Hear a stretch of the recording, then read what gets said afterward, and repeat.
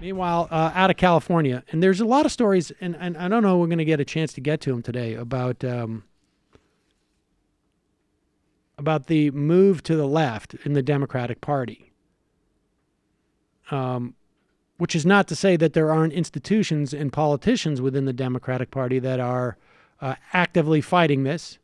And it's not to say that there aren't institutions and politicians in the Democratic Party who are pretending. But there's the fact that they feel they have to pretend, that's the way the politicians work. In California, Dianne Feinstein has been a senator of California for what like how many years? How many? I mean, I think like probably longer than maybe even Brendan's been alive. It's possible. And no, she's only been, actually, I say only, but 1992. 1992. So we've all been alive. Okay, close. But that's still that's quite some time. Yeah. So California Democrats at their convention decided overwhelmingly not to endorse their sitting senator. She's been in the Senate for almost a quarter of a century, representing California. 2/3 of the party's delegates voted against backing her campaign for a 5th full term, and they supported Kevin de León of Los Angeles. He won 54% of the delegates' votes, just shy of the 60% needed to secure the endorsement. Feinstein received 37%. What will happen is, my guess, is that because of the nature of the primary process in California, both these two will run against each other in the general election. California has a general primary, and then they will revisit the endorsement process, and I would imagine then de León will get it. Feinstein, of course, has higher poll recognition and does better in the polls significantly. She has millions of dollars more than he does. But he has not only got the endorsement of the California Democratic Party, he's got the endorsement of the SEIU, he's got the endorsement of the California Nurses Association. The big question is whether or not he will get the teachers' unions in California. And if he gets those 3 unions, he has got the biggest sort of get out the vote force in the entire state. The interesting thing about de León, he has been able to straddle the line between the Bernie and the Hillary factions out in California. The Nurses Association, California Nurses Association in particular, very pro-Bernie. It's my understanding.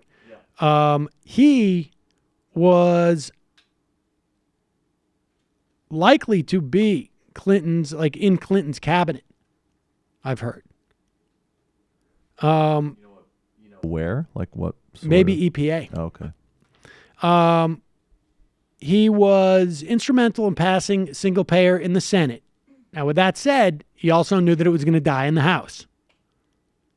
But he pushed legislation mandating a higher share of renewable energy sources in the state, a universal retirement plan for low-wage workers, which apparently he persuaded the Obama administration to give him a waiver on because of ERISA. And, of course, Trump overturned that. So interesting development in California. Is it the bluest state in the country? I mean, it is, right? I mean, I think I guess, yeah. I don't know how you by measure that one metric. I mean, yes, I guess. There's no reason why there shouldn't be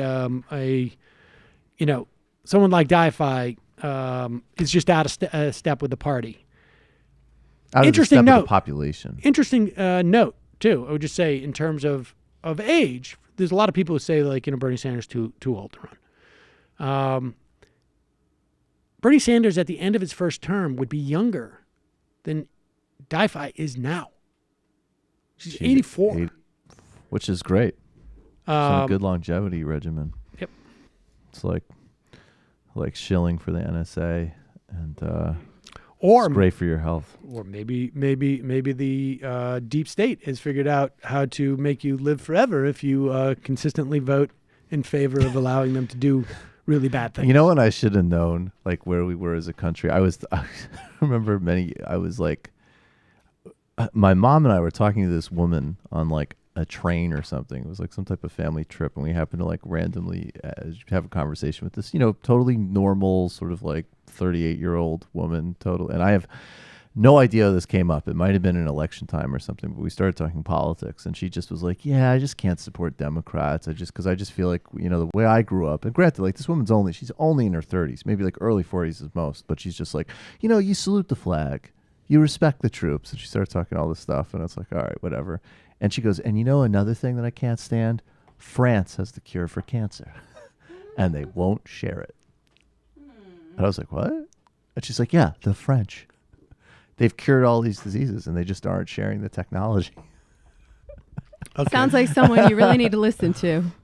We've kept in touch. Yes. A lot of the insights that I have on this show and my show derive from the conversations I have with her. I just thought that was so random. The French. All right.